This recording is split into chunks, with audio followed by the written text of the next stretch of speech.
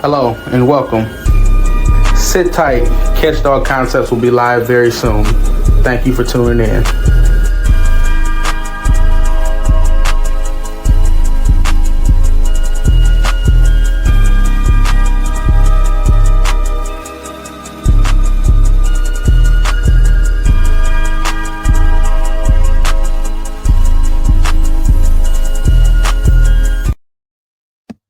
What's up? What's up? What's up?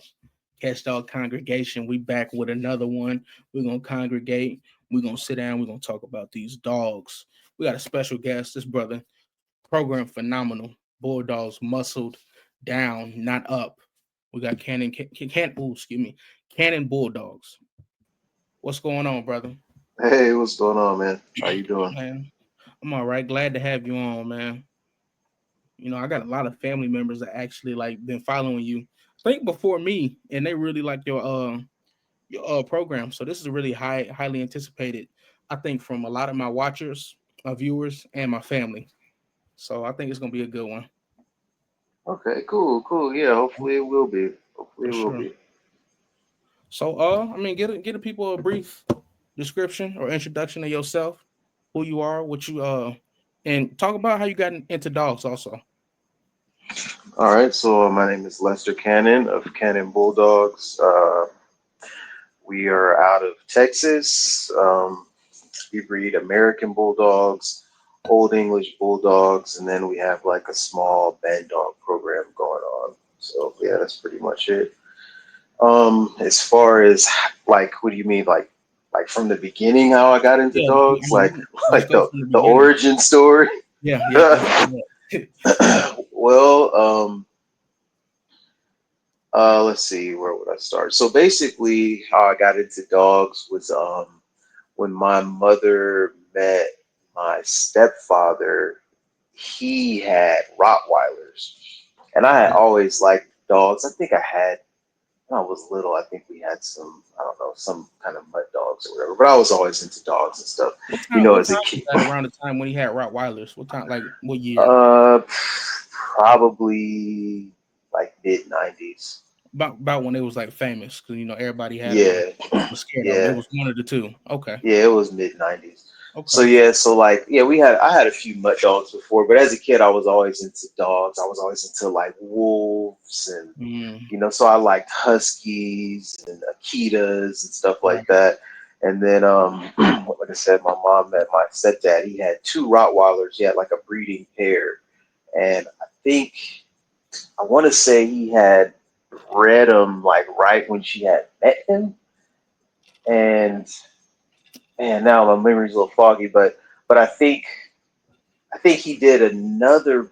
Well, you know what? I don't know. I think he had bred them when they first met, or some shortly after they started dating, and then like I think I kept the puppy, and then my cousins got a puppy, and I think my aunt got a puppy. We all got puppies off that litter, and then yeah, like from there on, like I like really got into dogs as a kid. You know what I'm saying? I was probably Cool. like I don't know, maybe 12 or 13, and then like yeah, we kept going even further with dogs. Like I think because I think at the time my mother had a condo, and we just had the one, and then the one that I kept, and then the breeding pair was like at my stepfather at his house, and Okay. then they bought a house together, and then it had a big yard, so then we had all the dogs there,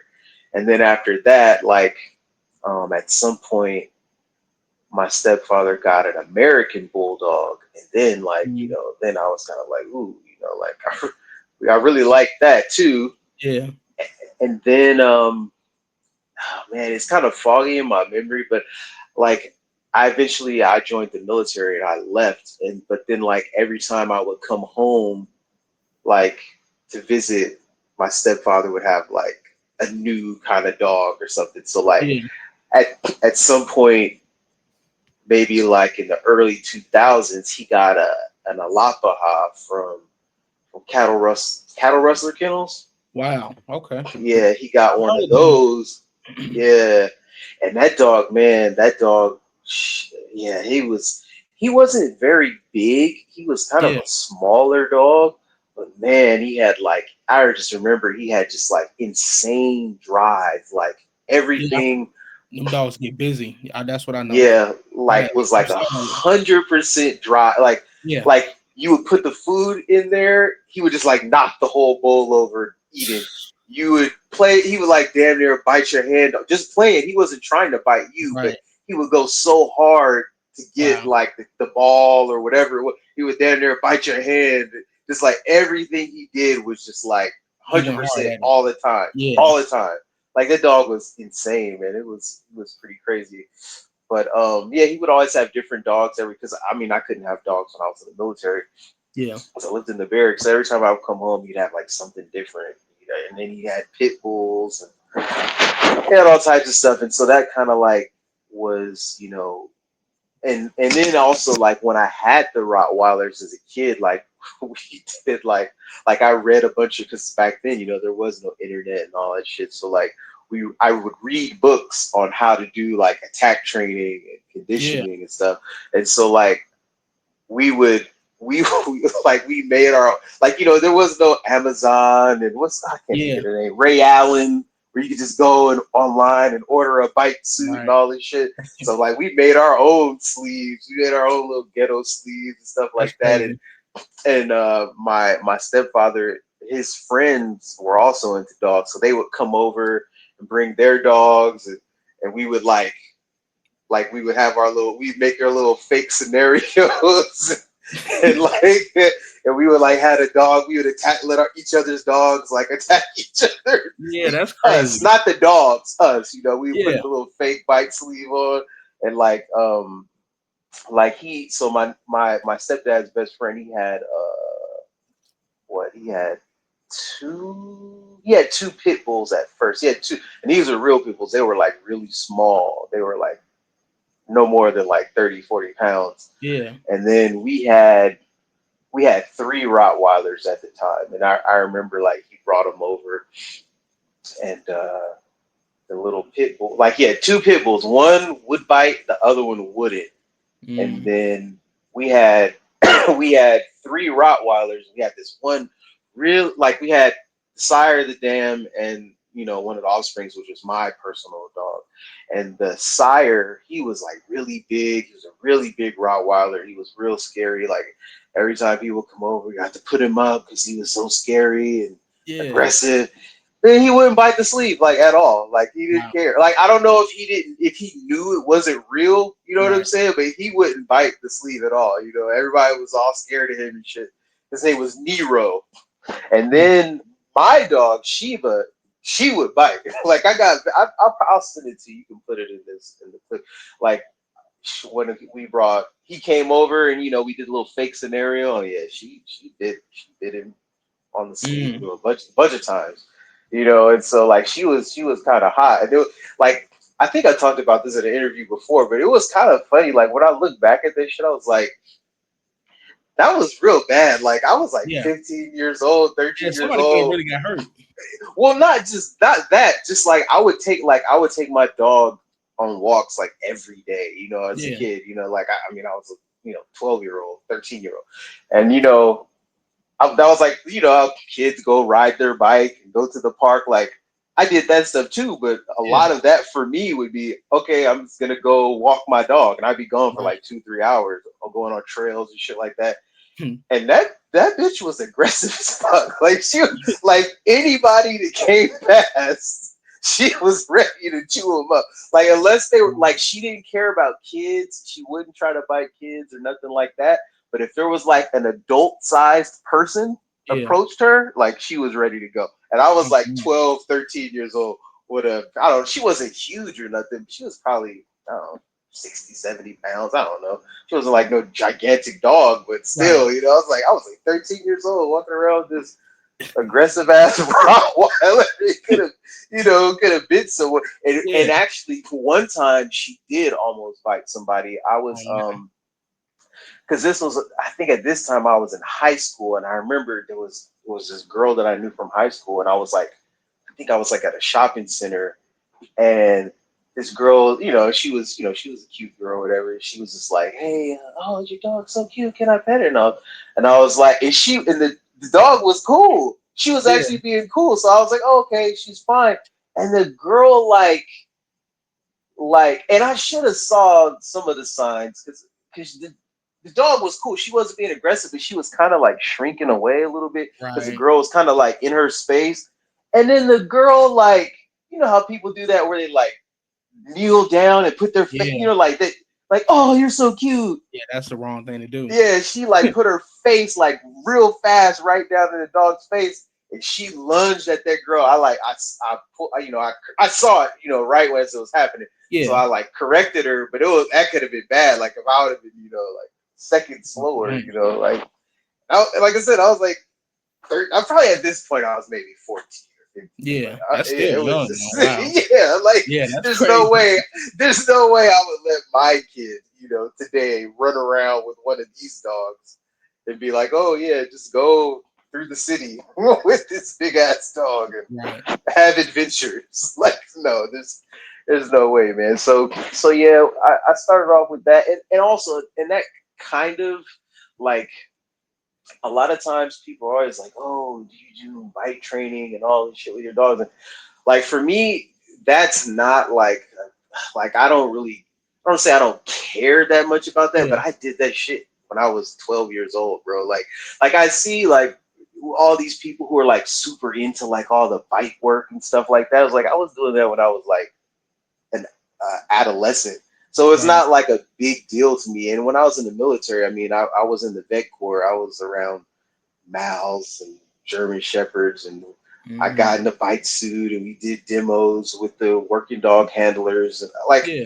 all that stuff's like I get why people enjoy it, but it's like for me, if Like the you dog didn't. barks, I have guns. If the dog Yeah. barks, lets me know somebody's there, I will handle the rest. I don't need my Right. dog to be doing jumping up buildings and mauling people. Like Yeah. because I mean honestly, like I mean, how could I say this? Like most people can't even handle those types of dogs, and No. most people Yeah. are, they want a pet. You know what I'm saying? Like a nice looking pet. So if I bred man eating bulldogs, like I would really You'd be have in a trouble. difficult time Yeah. finding homes for these dogs because even the ones that are not man eating bulldogs, even I mean they're just big and strong. I mean that's a lot of That dog is. for Yeah. an Yeah. average person to handle. So yeah, I'm not really so into and then it could be a liability, obviously. Like I remember when I was a kid, my stepdad had told me he was like, hey, if anybody ever calls the house and asks, or comes to the house and asks what kind of dogs we have, you tell them we have boxers or Labrador mixes or something like that. Yeah. And I think it was like one of those things like, because if you, with homeowners insurance or something, like if you have Oh, certain types of dogs and, right. they may not cover you, or I don't know what the whole, Yeah. but it was something along those lines, Right. and that just goes to show you just in general, like how all that shit is stupid because, Yeah. now it's pit bulls and bullies are the evil, Yep. back then everybody was scared of Dobermans, and then it was Rottweiler. Yeah. It. Over the years, it's always like a new dog. I promise you, it's gonna be like Connie Corso's next, and Oh, then after yeah. that, It's, it's gonna it's be happening now. It yeah. is. It's starting to After happen that, now. it's gonna be what's the Central Asian Shepherds. Those are Yeah. starting to get popular. It's So starting to it's just happen. it evolves. It's It's always always a villain. Yeah. yeah, and it's Yeah. just like Most definitely. yeah. But Yeah. yeah, so that's pretty much it, man. How I got started into the dogs. Okay. Yeah, once I joined the military, I couldn't really have a dog like that, and then like at some point, I was able to have a dog, so I got one, and I had this really nice bulldog, and I had him for about, it was like I knew. Like I didn't live on the base, so I was living off of the base. So I was like, oh, I can get a dog now. I had a nice I was renting a nice house with a big yard and stuff like that. And I went and got a dog, and I had him, and it was great. And then after that, they were like, "Oh, you're going to Germany." So I was like, Right. "Damn!" So I couldn't take it with me, so I had to. So I took the dog back to my parents, and they kept him for me. And then obviously I didn't have a dog over there, but it was kind of cool living over there because it was just different. Like how like I saw a lot of cool dogs that I'd never seen in the States before. Like because this was like 2012, and I seen Anatolian shepherds over there a lot. I saw a lot of Central Asian shepherds because there's a lot of Russian people who live in Germany. Yeah, and they still match them over there to this day. I'm pretty sure. Probably, Yeah, yeah, they yeah. don't have the same kind of like rules that Laws we and have. everything. Yeah, yeah. But so yeah, I seen some of those, and I traveled all over Europe too. So I seen dogs, all over Europe. It was Right. pretty cool seeing different stuff. But it's like over there, well, at least in Germany, they're real strict about like BSL. Their BSL stuff is like crazy. Like Mm, they have dogs on their BSL listed. Like people are just now starting to find out about. I remember like 2013 they had Central Asian Shepherds, Pressas. What's the Brazilian one? I oh, forget Fila the name. Brasileiro. Yeah, yeah, those were on there. Like all of them, like they're like we know all these dogs. Like they Yeah, were playing over there. They had right. all those aggressive, obscure dogs were on their list. Yeah, Whereas like and what's no crazy, one, like those yeah, breeds, go not to ahead. cut you off, I'm sorry, but Yeah, go ahead. Go ahead. they're really not known over here still. Like I live in a village. I live in Michigan. Hmm. Some people still don't know what a South African Borbal is, or they'll Yeah. get it confused with a Cane Corso. Oh yeah, yeah, Yeah, so I mean these breeds are still kind of coming on the scene today. So we're gonna be in for it once they really get popular and people understand yeah, what they really withhold as far as being able to do damage. yeah. The I'd say the plus side is I don't think too many people are gonna have Borgles because as much money as it costs to feed them, Yeah, I don't yeah. think it's gonna be too many That's a whole people. nother man. Yeah, Yeah, it's like you gonna have to pay rent, man. You, man. the You have to first go the get first Borbal I seen in person was when I lived in Washington State. I was at a AKC dog show, and I mean I was so impressed. Like the dog looked, like you said, it looked like a man on yeah, four yeah, legs. Like it was yeah. Like huge, and they were muscular, but they got yeah, like a it nice tight frame too, to where they can it move. They had look like they can so move. much substance. Like and it moved very light. Yeah, Like it wasn't like cumbersome. Like it right. was like very light on his feet It's like as a it was bison. moving, but it was like I said, it looked like he played football or something. Like Right. Yeah, the dog was huge, man. So those are really nice dogs, man. yeah. Them are Only my thing I favorite. don't like about Borbles, like for me, and actually I'm starting to see some that don't have it, but a lot of them have like really narrow front ends, and then a Yeah, lot of them have like sway backs. I've noticed. yeah, But I've been seeing some who are like wider in the front and who have better top lines. So yeah. maybe people are starting to like, work on that stuff. I think some people Cause look for that wider frame now too, because they want that yeah. bigger, muscular look. But some people take it too far, also. Then your Yeah, dogs, with everything. Yeah, with right? And the everything. bulldogs too. We're gonna talk about that. Yeah. So let me put my question up. So the American Bulldog was the first bulldog you came across, right? Yeah, yeah, it was. Yeah, it Okay. was. Yep. It was a white. He was white, like a white brindle pie. Mm, He was really nice. I'm trying to remember because this is like when I was a kid. I was like a young teenager. So, but what I remember, I can't remember if the dog.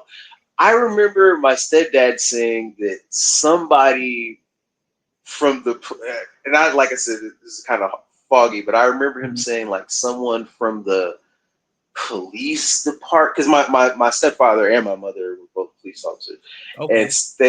they had told him like they knew he liked these types of dogs, so it was like someone told him that this dog was at the pound or something like that, and Mm, so he went and got it. and then brought it home and like started training it. Okay.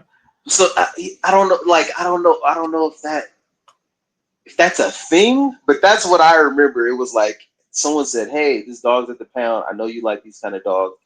It's a real nice one." And he just came and scooped it up. And I think he was like a little bit sick. Like I think the dog needed like some antibiotics or something like that. So Mm, my and then also I mean he was fully grown, you know what I'm saying? So right. like it was a strange dog. So Yeah. he kept him like he had him in a crate and he only like he was like, okay, the dog comes out to eat, comes out for training, and he goes back in the crate. Like he was basically kind of like trying to I don't want to say break the dog, but because he didn't know like if the dog would try to attack him and stuff like that. So Right. he was like, you know, trying to bond with them, but also like Get him establish like accustomed. I'm feeding you, I'm training you, I'm the boss, you know. And like I Right. wasn't allowed to like deal with him at all during that period. I Mm. remember that shit because I was kind of like I'm not going nowhere near that crate because he like I said he Yeah. was full grown and he was a pretty big sized pretty good thick you know American Bulldog for what I Mhm. remember. And yeah, and like I think that was only like a 2 week period or so, and then after that he was fine. He was perfectly fine. He was, Yeah. and he actually we had him during that time when we were doing that like that attack training stuff, and he would bite the sleeve too. I think I have a video of him too. You know, it's like an old VHS that we converted Yeah. digital. I think it's in my phone, but yeah, he would bite the sleeve too. It's real interesting seeing like how different dogs like bite and stuff because like Yeah. he would just bite and hold. He wouldn't really shake. Maybe he did shake a little bit, but he mostly just held. And then Right. like the Rottweiler, she would shake a lot. The pit bull would shake like insane, like Yeah. you know. But you know, it's real interesting to see how like different dogs do that. But yeah, he was a really good dog. He was nice. Okay. So what do you understand of the American Bulldogs history, the Johnson side? I had a Scott breeder on here. So Mhm. talk about some of the American Bulldog Johnson American Bulldogs history and what you understand about it, what it was bred for. Well, the first thing is all the terminology, right? So like Hmm. you know, some people say Johnson and Scott, and then but they'll correct you and tell you like, hey, Johnson is a bloodline, not a type, and Mm, so okay. is because there were other people who were breeding these dogs too. I mean, I Yeah. guess if you go back far enough, excuse me, if you go back far enough, yeah, you'll see Johnson in the pedigrees and stuff like that, Right. but it, That's the it first time I heard that. like there are dogs today that are Johnson dogs. You know what Right. I'm saying? They're Yeah. 100% Johnson dogs. Yeah. So like saying my dogs are Johnson dogs, because I get that a lot when people contact me about dogs. They're like, "Oh, are these Johnsons?" And I'm like, "No." Like, you know what I feel like? No, Yeah. they're not. You know, so And I this don't is the know. first time I've heard this though. A lot of people talk about them as Johnson, but now I'm starting to hear more of the bully type or the I Classic. can't. Yep, there you go. The classic Yeah, or the yeah, it's another term. I can't think of it right now. But yeah, so I have been yeah. hearing people get away from the Johnson and Scott terminology if that dog does not have that bloodline in it. Yeah, like I said, I'm sure if you go back like 6, 7, 8 generations, who know, Yeah.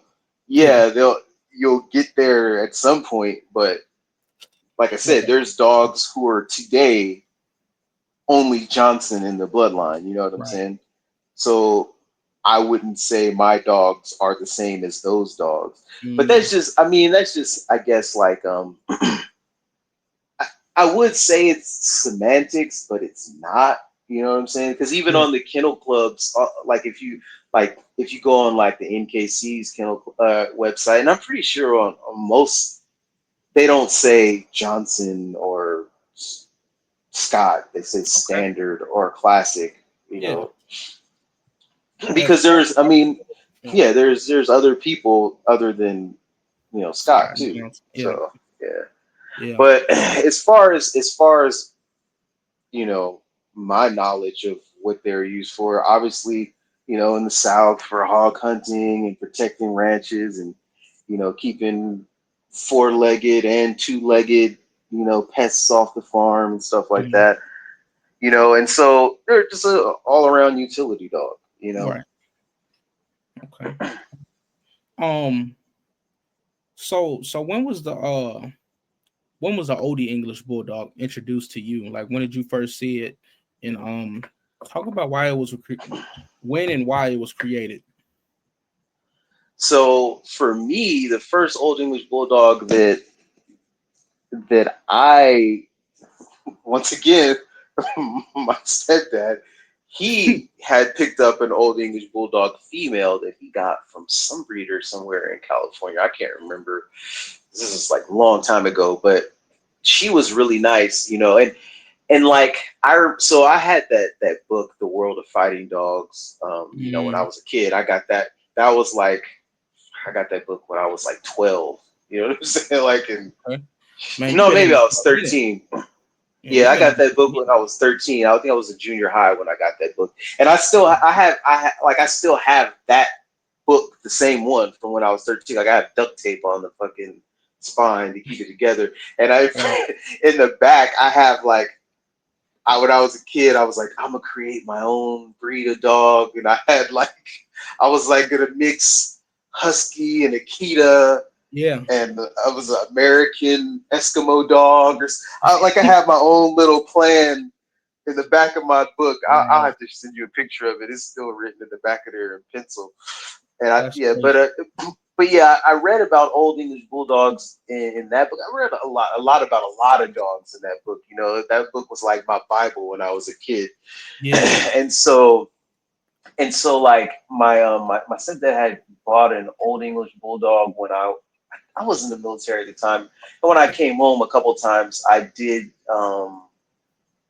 seen it, and she was nice. She was real chill. She was like real mellow.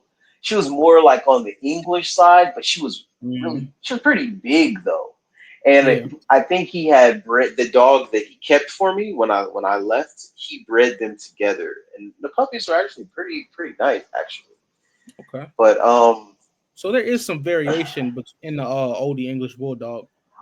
oh yeah, I mean yeah. So so I mean the history lesson. I mean, anyone can Google this stuff, but the story goes that David Levitt is the one who created the Old English Bulldog or the recreation of the Old English Bulldog.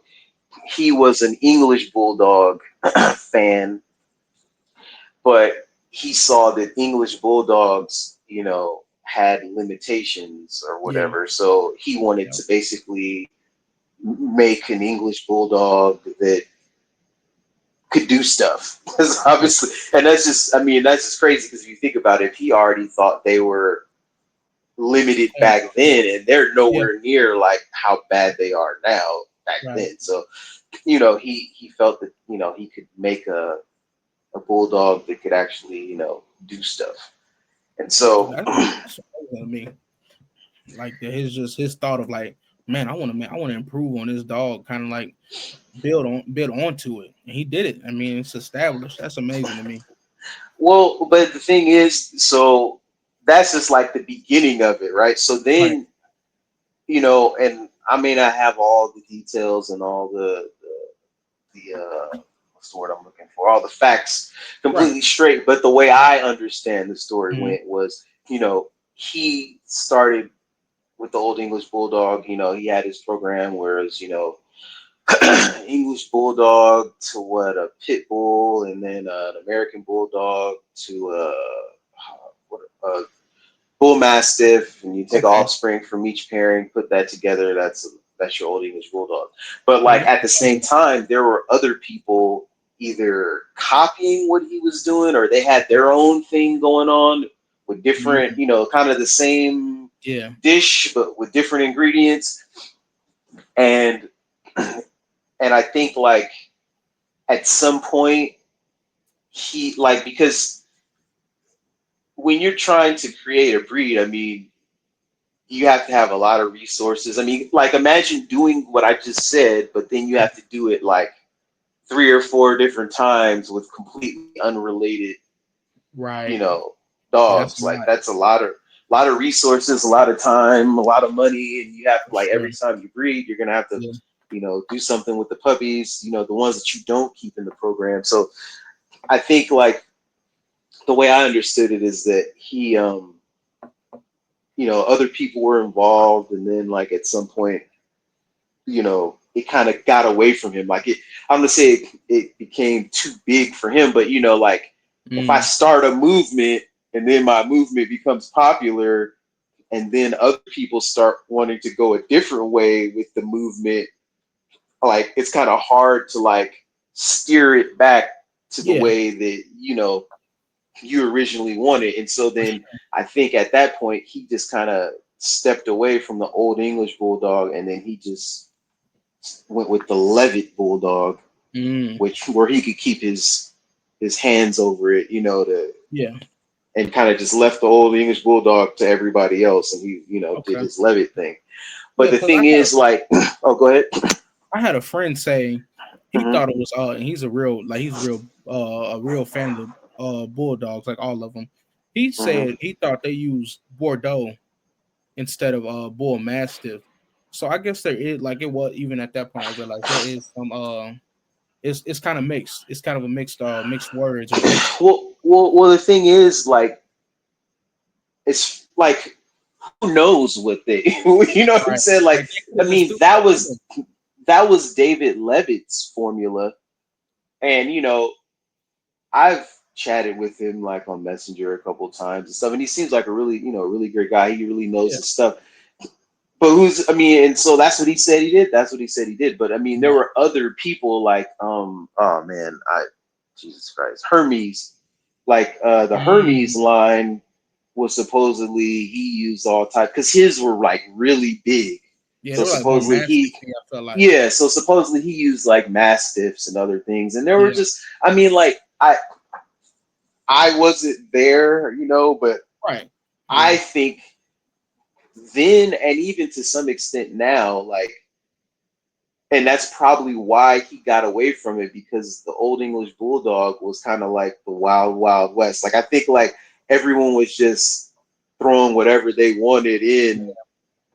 to kind of just be like, hey, It's kind of like the I'm trying band to, dogs now. yeah, Yeah. kind of, And even then before so they kind of was throwing different things, but now it's all over, I want to say. even with the American Bulldog, like, a lot of people claim that uh, Johnson added Saint Bernard or something at some Mm. point, or Mastiff or whatever, Yeah. which could be true, because then that would explain, like, why sometimes these dogs throw, like, fluffy coats and stuff like that. Mm. So who knows, man? Like, Right. I wasn't there. I'm starting from now. You know what I'm saying? Like, Yeah. I can't, like, go back, to the 90s and 2000s and Right. change what other people put in these dogs back then, but I can definitely control, like, what's on my yard. Yeah. And that's like, and that kind of, like, I don't know if I'm stealing your thunder, but that kind of leads me to the other point, is like, so you said, like, there's some variation in the old English Bulldogs. Mhm. Like, in every breed there's some variation, right? Like, Right. every breed, you Yeah. know but German in the Shepherds got old, variation. yeah, Yeah. yeah, like German Shepherds, you have them slanted, crazy ass angulated backs, Yeah. and then you have some that are more working. I mean, you got big ass Dobermans, and you have small Dober. Yeah. So it's every breed has variations, but, like, with the oldies, the thing is, like, the reason why David Levitt left and went to his Levitt thing is kind of the same thing with the oldies now. It's like, some people, like, want, like, a dog that's basically an English bulldog. You know what I'm saying? Like, Yeah.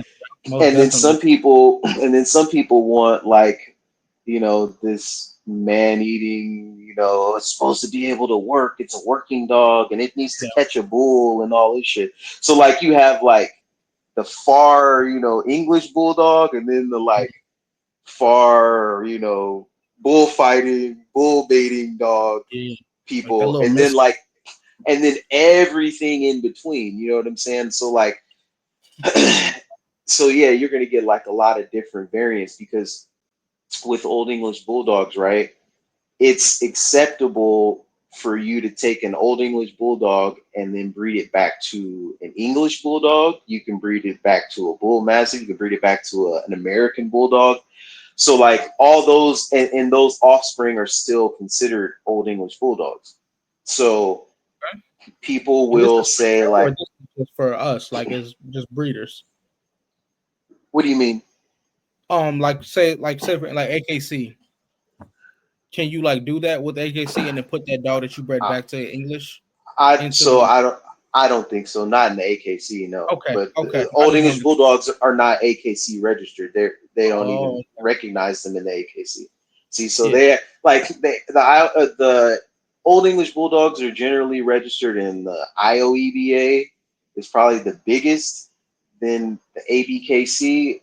A lot of people go with ABKC mainly because they do shows, but the IOEBA I think has been the main uh, the main registry for oldies, for a while.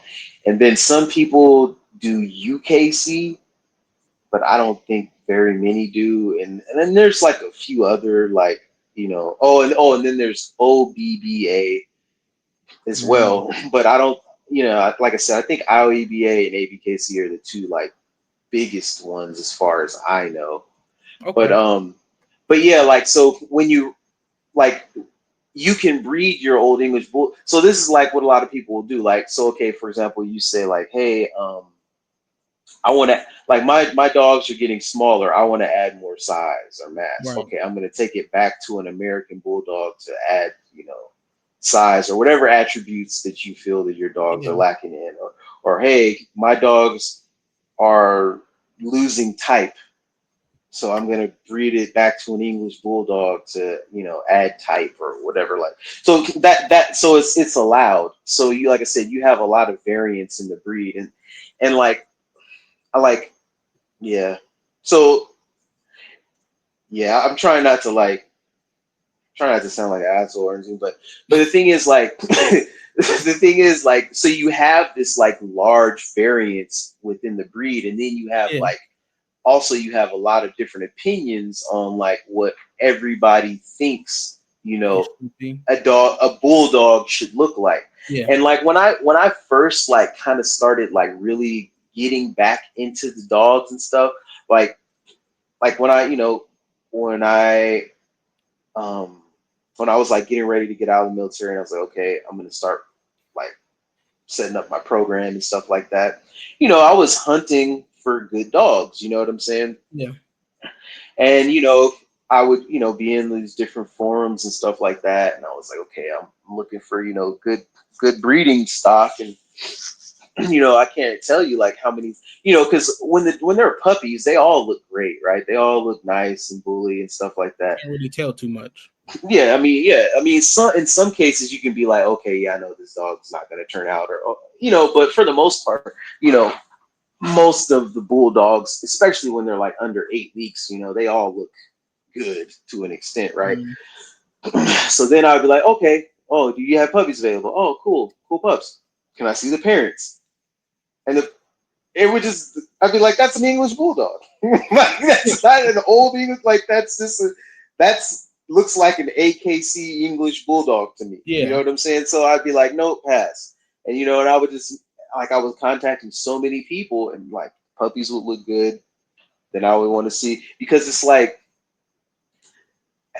I mean, like, how can I say this? Like, I'm a firm believer that you can't, I mean, there are some rare exceptions where this is not true, but for the most part, you can't expect a puppy to look better than their sire and dam. You know what I'm saying? Like, I mean, there's some exceptions. Like I have had dogs like where maybe they might have been bigger than their parents, or maybe they had some, but you could see that it's like a combination, like, oh, he got the this from his mom but then this from his dad. But Yeah. like if both parents are small, not muscular, not athletic, you can't expect the puppy to be Right. large and super athletic. Like it Yeah. just, It's not gonna happen, right? So Right. like I would try to buy puppies from people. I would, inquire,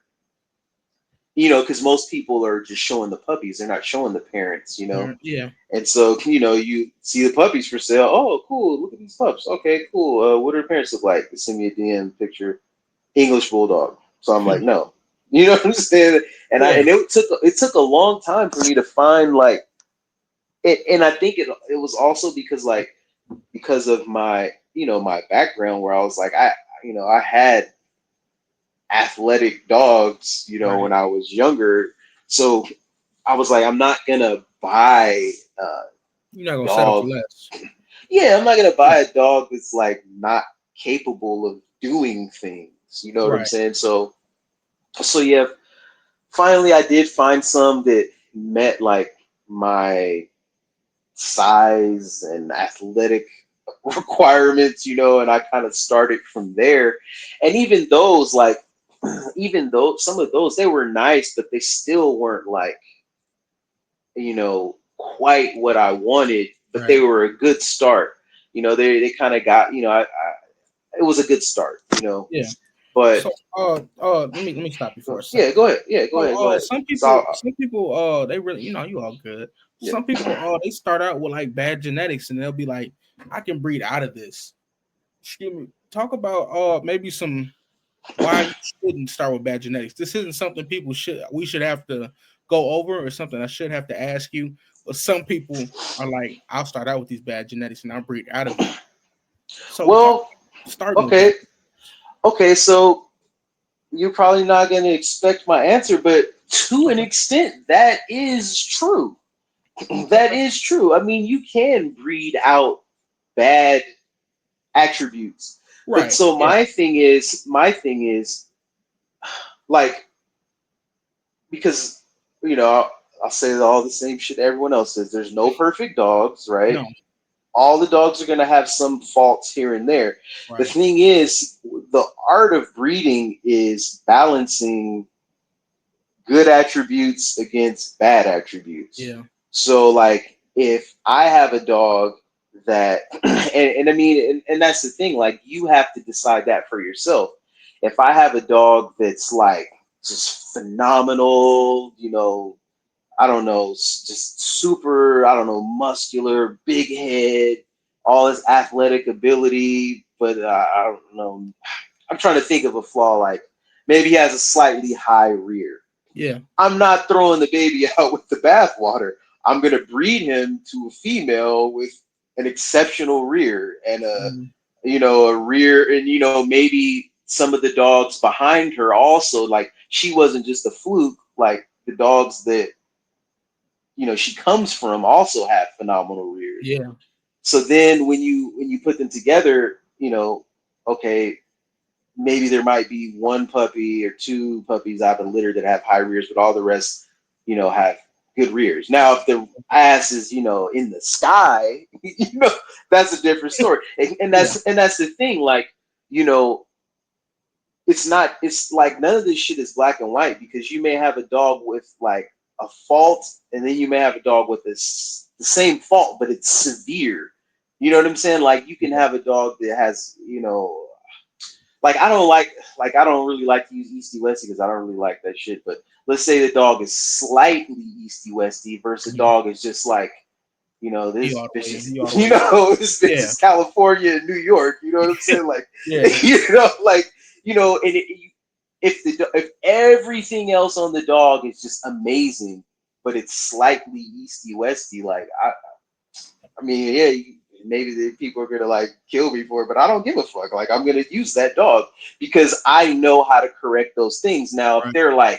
Now if they're like, and certain things are not easy to correct. You know what I'm No. saying? Like certain things you may how can I say, like even if you breed it to a really correct dog, you're gonna still have these faults. You know what I'm saying? So like that's stuff that like you either have to trial and error, which is the hard way, or you have some type of mentor who can help you with those things. But the thing is, like, yes, the best way would be to start with dogs that are like flawless, and Right.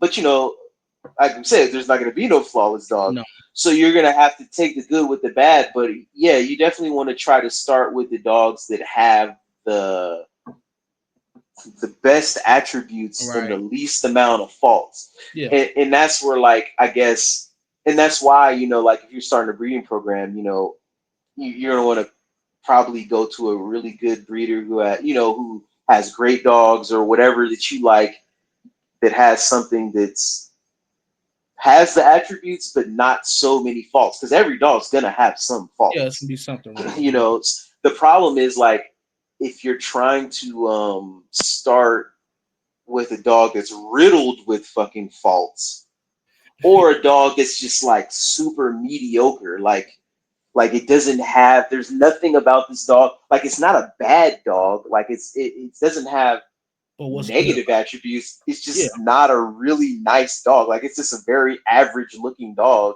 And Right. then you're trying to make extraordinary dogs out of an average dog. Like you're kind of just like, trying to ice skate uphill. You know what I'm saying? Like, Yeah. so it's like, yeah, it's always better to start with the best, but sometimes like the best comes from dogs that are maybe not the cleanest, not the straightest, but they Right. have some just amazing attribute to add to the table. Yeah. So because I've had dogs that had faults, and then I've bred them to clean, better dogs, and then those puppies had none of those faults. You know Right. what I'm saying? And then I've had some where, like, it's crazy, man. Like I've put pairings together where, like,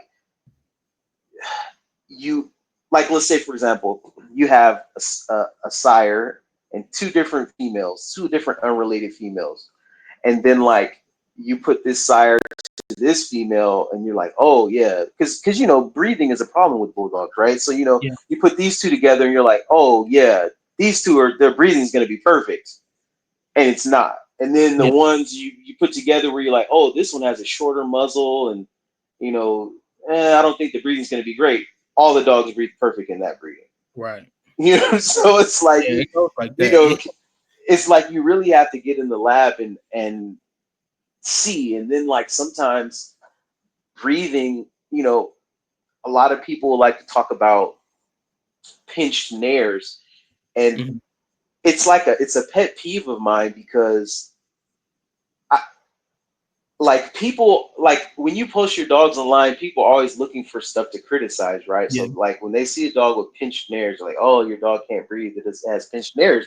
But it's like, yes, pinched nares are a problem, but the bigger problem is the soft palate, which Right. you can't see in a picture, and you can't criticize that in a photograph. Yeah. So that's the real problem. Like, I mean, pinched nares, yeah, it's a problem, but if I plug your nose, you can still breathe through your throat. Mhm. If I plug your throat, you can't breathe at all. No. Like, you know what I'm Yeah. saying? Like, Yeah. I get and what you're saying. that's, yeah, like, so like, yeah, it's just, I don't know.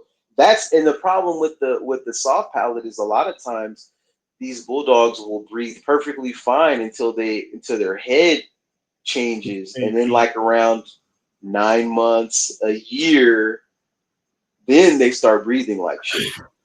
So, Yeah. and that's something, it's like you can't really tell until later. You know what I'm saying? So, So how do you I know you might not want to see, this is something some people I have, they be like, I don't want to give up all my sauce, but maybe give a couple, like a tidbit of how you would possibly breed out of that or breed around it. I mean, you just have to pick dogs that breathe good. Like, you Yeah. just have to. I mean, yeah. I mean, it's not really any secret sauce to it. It's just like, okay, if I have a dog that has this fault, I'm not I'm not gonna breed it to another dog with the same fault.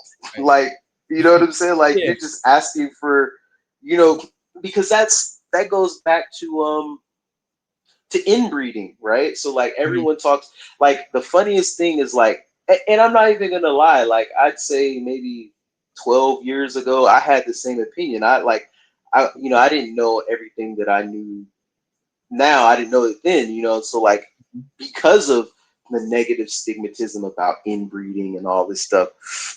I thought, oh, inbreeding, it makes your dogs retarded. You know Okay. what I mean? Yeah. Yeah. Yeah. Like Right. that's what everyone says. You think, oh, it's gonna make your dog retarded. Like, no, It's a tool. that's just simply not the case. And Right. like the thing is, what people don't understand is most like purebred, like established dogs like Dobermans, German Shepherds, Labradors, those dogs are super fucking inbred. Mhm. Super, super inbred. That's why when you have a litter of Labradors, they all look like fucking carbon copies because they're Yeah. inbred. Whereas that's why, like, it's kind of almost comical. Like, for example, like if I was to like inbreed one of my dogs, the like I guarantee you they would still probably not be as inbred as some of these like German Shepherds and Yeah. Dobermans and stuff, because the inbreeding coefficient just wouldn't be as, because these dogs are like super, super, super, super inbred. I think man, I wish I could find it. I had this article and it showed like the average inbreeding coefficient for like almost every breed, and some of them Yeah. were like crazy high. I was like, wow, like it was really eye opening. Yeah, man, you have to So feel that like, thing to see it. yeah, I have to find it, man. I'm like always like online looking at shit about dogs, Yeah. and I try to screenshot stuff because I know I'll forget like the web page. But yeah, it was really interesting, man. I was just like, damn, I Yeah.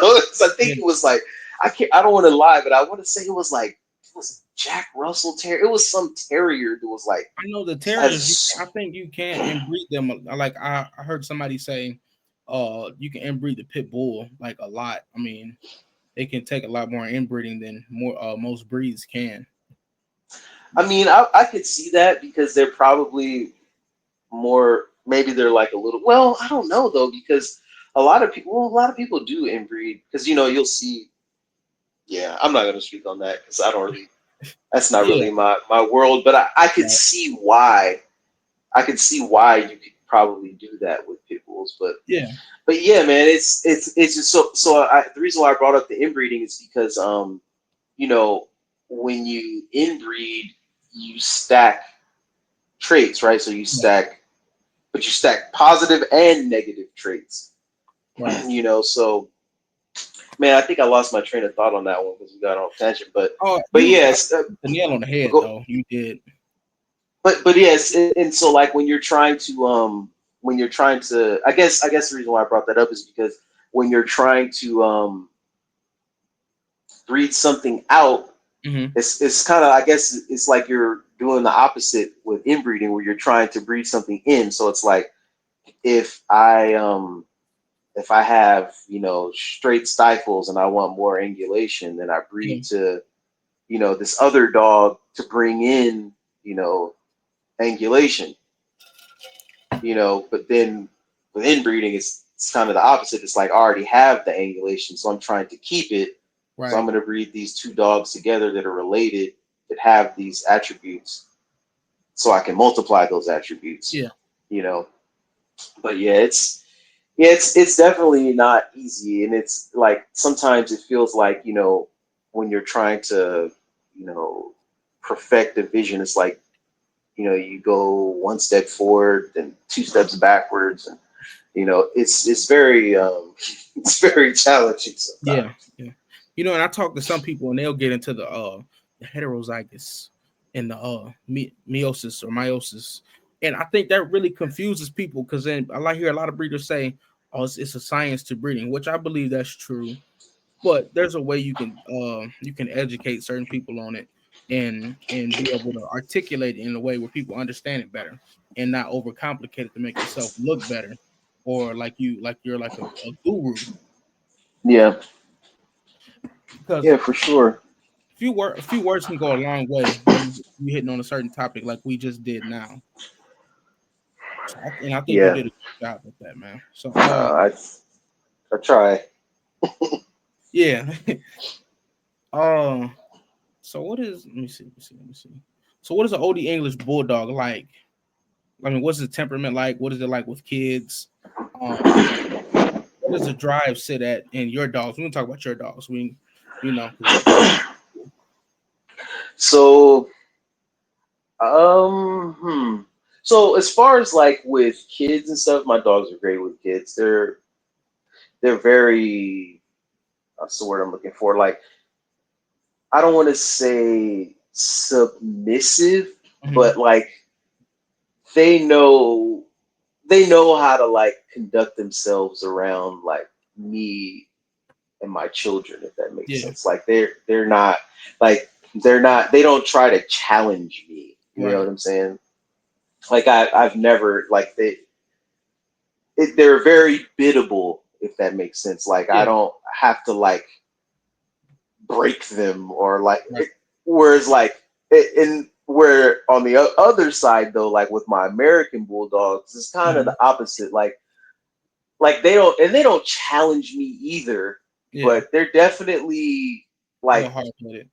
yeah, like they're a little yeah. They're just like how can I say this? Like You just call it what it is. You know. yeah, Yeah. like their temperament is a little bit more I don't want to say stronger. That's not the word I'm looking for. They're like more not Bullheaded. even independent, but they're a little bit more stubborn, I guess you could Yeah. say. You know what I'm saying? Like Yeah. like they won't challenge me, but I have to like I have to like use Gotta be firm. more. I have to use more Yeah. like authority to Right. command them, if that makes sense. Yeah. Whereas It does. my oldies, they're a little more chill. Like they're like, okay, you know, they're gonna like they just go with the flow for the most part. Yeah. As Yeah. far as the drive, Mhm. they all kind of have the same amount of drive though. And Like it's as far more as based on prey drive. Am I right? I mean, it's yeah, like okay. now I have some like and that's it. I want to skip topics, but I No, have you good. Go some ahead. that like like they'll hit the flirt pole, they'll hit the spring pole, like they just love to go, and then I have others who don't care about that shit at all. Like Yeah. I can't get them to, like I can't get them to chase the ball. Can't get they have no interest in it like Yeah. whatsoever. But the funny thing is like so as far as like conditioning, like they don't Hmm. have any they don't do anything really. I mean, like other than like Oh, and playing that's and going on walks, but they still are muscular and ripped. And it's funny because like just like the other day, I was like, I wouldn't say I was arguing, but people constantly are like, "Oh, what do you feed them?" Or "Oh, yeah. what is your I was secret? gonna How ask do you you. get them? How do you get them like that?" And I'm like, "It's their genetics." And people are like trying to say that I'm lying, that they like that I have some secret fucking voodoo or magic trick It that looked I like it. do. It looked like But it. I'm like, no, this dog, like you can look at all my shit. Like for example, I don't know if you know my dogs by name, but like I don't. Bravo Like, is I know. Like I love Sensei. Like that's my favorite dog on your yard. But okay. like I So know of them though. Bravo is my most muscular dog probably, Hmm. and then his sister Sigma. They're Yeah. probably the two like most muscular dogs, and I seen one that had like a tricep. Like it was like I want to start. yeah, I think I'm about to screen. Let me screen share right quick. You keep talking though. yeah. You keep spitting, man. So those are my two most muscular dogs probably. Yeah, man. Like They're brother and sister. yeah, Bravo loves the spring pole, loves the flirt pole. He loves all that shit, right? yeah. Sigma doesn't care about any of that. She don't care about any of that, but she still yeah, that's Sigma. She That's a doesn't care about female. you can't find a single video of her on my page on the spring pole doing anything. Like nothing. Because she don't do nothing. And she looks like that. So Bro, it's like so insane. people saying like, oh, you because what do you feed them? And like I'm not about what do you feed? I'm not about to endorse no fucking dog Right. food company because I respect one, that. they're not paying me, and two, that dog food has nothing to do with how they look. It's their genetics, plain and simple. It's like there's no videos anywhere on my page of me because if I was doing something with Sigma, trust me, I would I would post it. There's no video because she doesn't do anything. She just goes out, runs and plays, starts Yeah. shit with some of my other female dogs, and that's about it. She doesn't do any kind of like real conditioning. I wouldn't call it. I mean, playing outside is not conditioning. Right. So it's just genetics, but a lot of people, they don't want to believe that. They want to believe that, oh, my dog could look like this too if I did XYZ, and that's just not the case. Like, And it just genetics simply would play isn't. a big factor in it then. A huge factor. I mean, like, a huge factor. Like, you can feed your dog raw and work them out, and sure, they're going to get in better shape. They'll get, toned and stuff like that, but Yeah. they're not going to look like Sigma just because you gave them some chicken and fucking, Well, again, that's a female dog. played on a spring pole. You know what I'm saying? It's just not going to happen. So, yeah. Man, them look like cartoon dogs. Like when they like get, I don't know, Popeyes when he eats some spinach. That's And the insane. thing, and the thing that like really, I think the last person that like was asking me shit about that, like I sent them pictures of Bravo when he was 4 months old and he was Mhm. already like stupid muscular, Yeah, and then I sent them pictures of just I don't have to do this shit, but like I sent them a picture of Sigma when she was 9 months old and she yeah, looked almost like that. It's like, no, you can't like. So you're saying I was conditioning a 4 month old fucking pup? Like, right. what are you trying to say? It's like just like when people say like, oh, it's how you when they're talking about pit bulls, they're like, oh, it's how they're raised, and you Yeah, see pit bulls fucking catching little pigs like, right. 2 months old, Yeah, and I just saw a Belgian video of Malinois hanging off of fucking rags and shit when they're like 8 months or eight yeah. weeks old. It's like, no, this is genetic. This is not something that I did. This is how they're in the whelping box doing this shit. I So knew. it's like, Hey, round of applause, man. so it's like, so it's Yeah, the same thing. It's like, yeah, just look at these pictures. Show me your dog at 4 months old, and I'll show you mine at 4 months old, right. and then you tell me that this is because I gave it some magic fucking dog food You to gave it a make nook it shot, like and this. it just Yeah, got so muscular like that. No, like I yeah, man, said, it's genetics. I tried to put together some bloodlines that are known for having really muscular dogs, tight yeah, skin, and it and, works. and being able to breathe also. That's one Yeah, thing. and being able to breathe. Yeah, it Yeah, works. And like I'm kind of like running. So I'm right now. I don't want to tell too much, but right now I'm kind of running like two different bloodlines.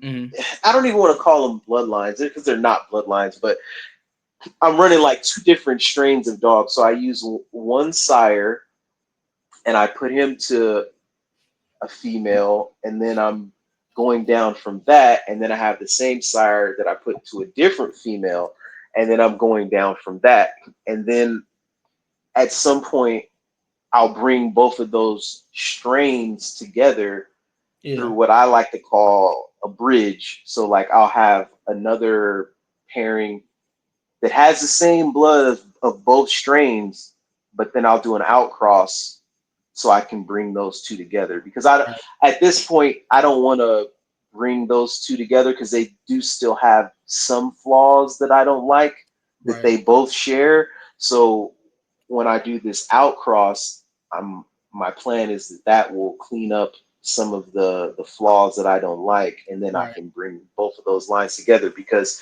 the mother on the first strain, that's what produced Sensei, Bessarillo, and Noche. So those dogs are not well, they're all muscular, but they don't have as tight of skin. They're bigger. They're yeah. they're bigger. Like Sensei and Bessarillo are pretty big dogs. You They're said like like 100 pounds, right? hmm? You said they're like 100 pounds. Yeah, they're somewhere around 100 pounds. Okay, They might be a little bigger. I mean, I yeah, keep them kind of lean, so but they're pretty big dogs for right, oldies. And then the other line that has Bravo or the strain that has Bravo and Sigma and Velvet, they're smaller, but they're more muscular. They're a little more compact. They have tight skin. right. their phenotype is a little cleaner. Like they don't have as many wrinkles and stuff like that. They're like, Yeah. you know, they're really tight, but Mhm. smaller. So I'm gonna bring those together, you know, further Mm. down, but I want to clean up some things first, some small stuff that Right. I just don't want to double up on yet. Like I'm not opposed to line breeding at all, but like Yeah. I think when you line breed, you definitely want to have dogs that are really close to like flawless. I mean, they're not going to be flawless, but they need to be really close. Yeah. And I don't, even though they're really nice dogs, there's things that I see that you guys don't see. There's things that I see that I don't like, and I'm like, oh, that could be better. And I noticed both strains have those things, so I'm like, oh, I'm not going to put those together because I don't want to Right. double up on any negative traits. You know. Yeah. And what really tells me like that your dogs are really what you're saying they are. I mean, you live in Texas. That really lets me know. I mean, just because it's so hot in Texas like all the time, and you have your dogs on the spring pole. You don't have them hiding in the kennel with the shade over them, which I'm sure you probably do. But you get them out there. You let them run around. You let them do things. Yeah, I mean, that's one of the things that I always say. It's like, I mean, I don't know, people are gonna be mad at this and stuff. People are like, do you do health testing on your dogs? Yeah, my dogs live in Central Texas outside all year round. Yeah, They yeah, can't be that's healthy and do that. Can your dogs do that?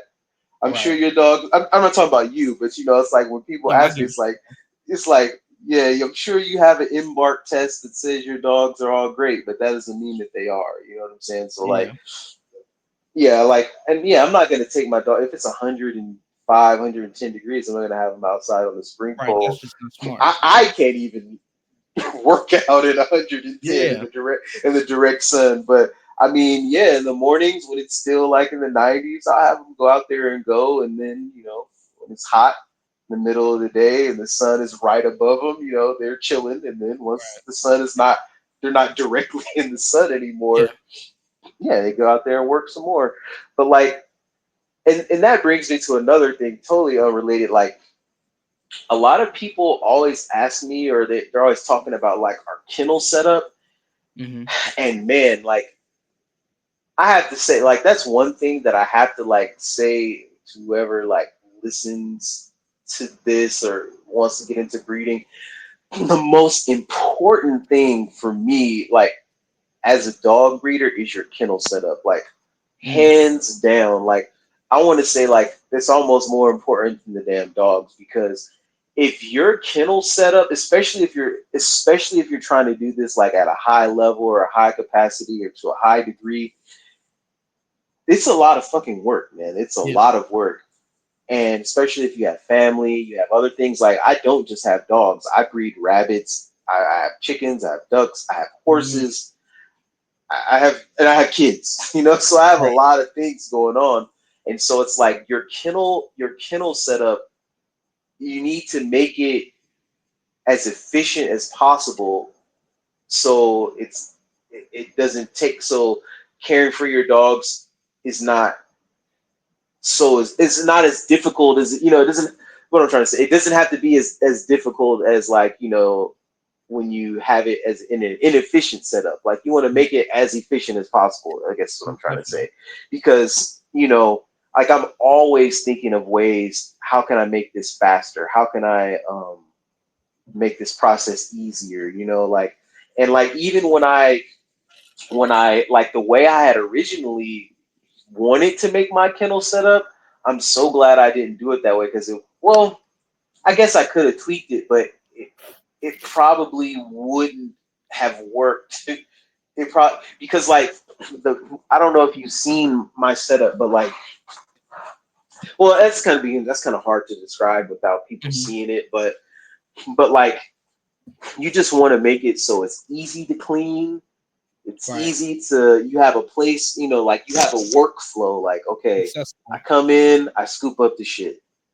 Then Yeah. after that, I spray the kennels down. Then after that, I spray down chemicals. Then after that, I rinse. Then after that, I feed. Like, like for example, when we first started, we had bowls, and then I would either fill up all the bowls and then fucking take them to each kennel, or I would, then I was like, why don't we just get a big ass cart and then put the food on the cart, and then just push the cart down instead of me walking up and down the thing, feeding. You know what I'm saying? Like, and that seems like an obvious thing, but like at the time, it wasn't obvious. You know what I'm saying? Like to get a cart. You know what I'm saying?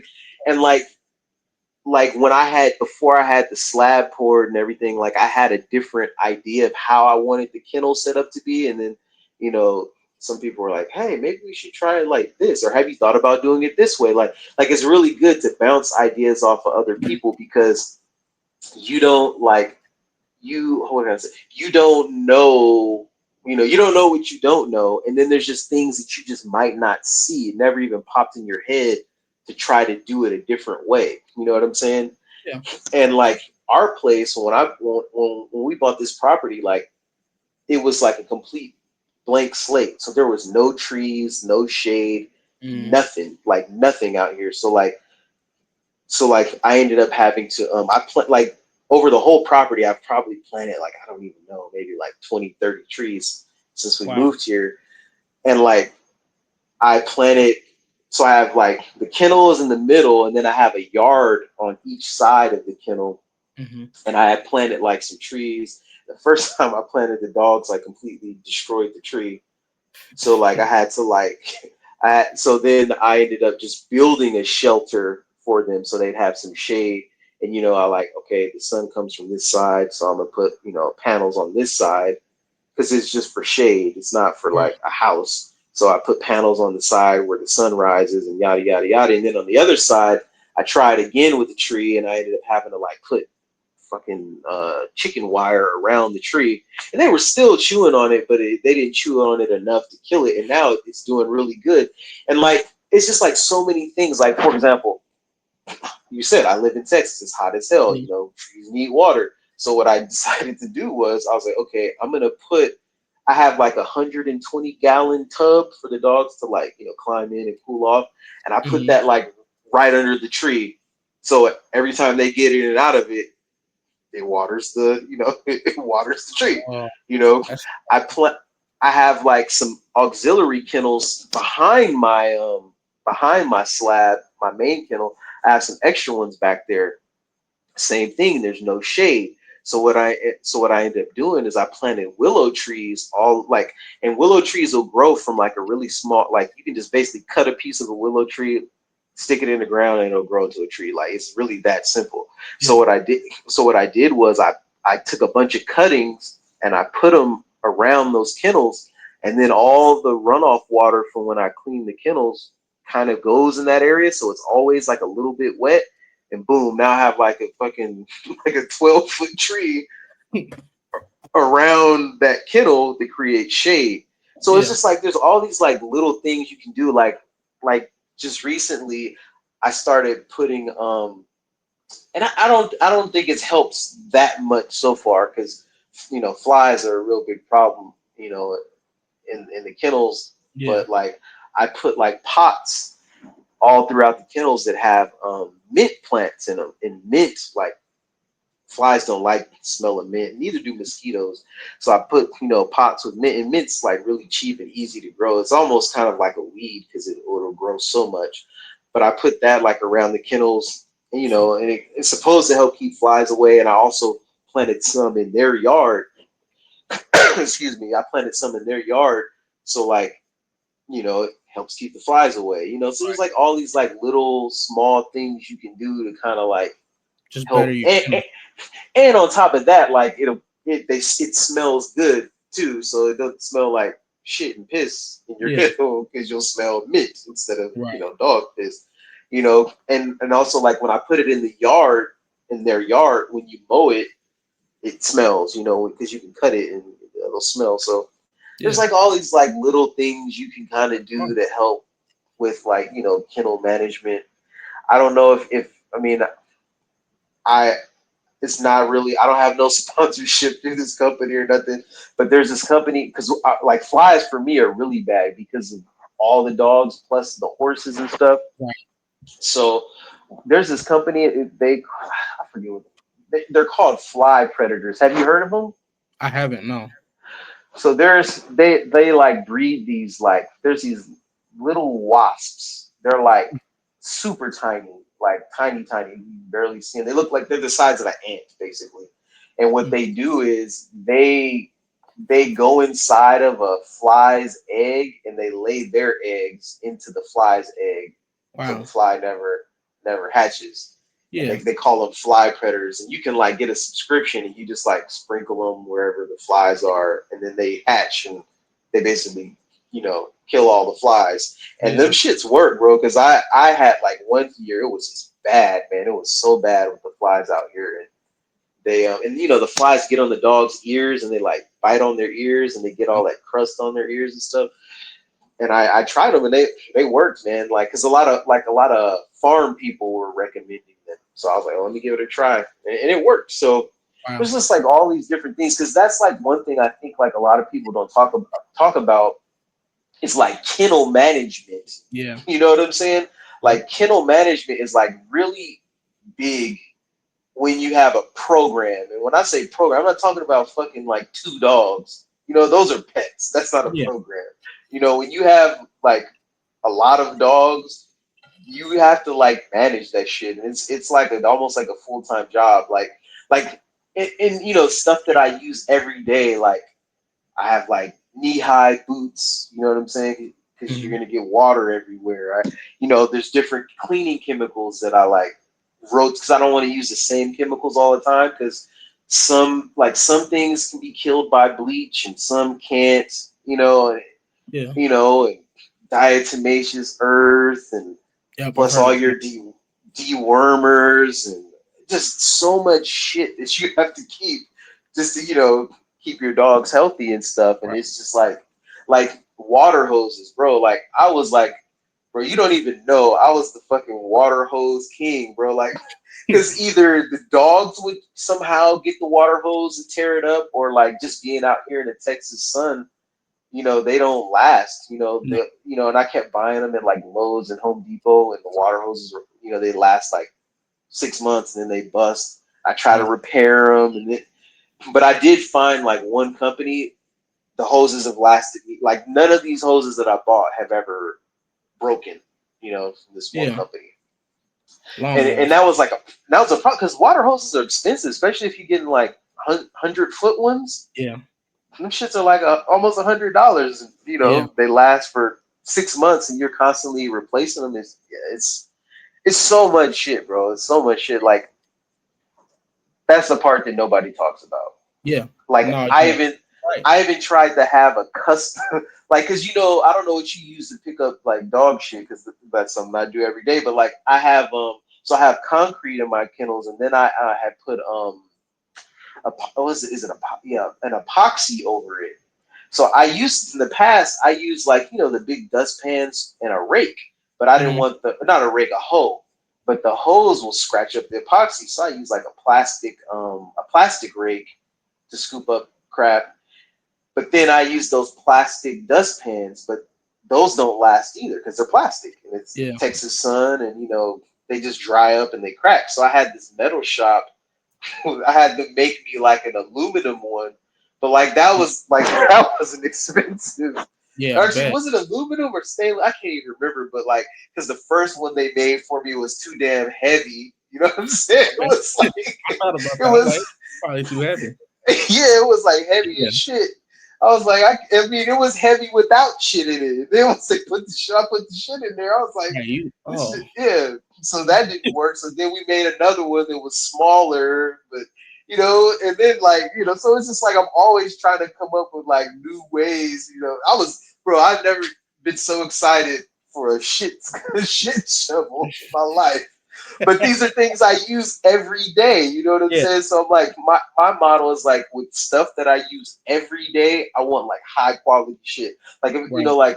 like I want high quality collars, dog leashes, and I don't even use them like dog. I just use those horse leads now at Tractor Supply. They have the leads for horses. I mean, Yeah. no dog's breaking that shit. You know what I'm saying? Right. So I use those plus. the collars that I use, shout out to Grit and Steel.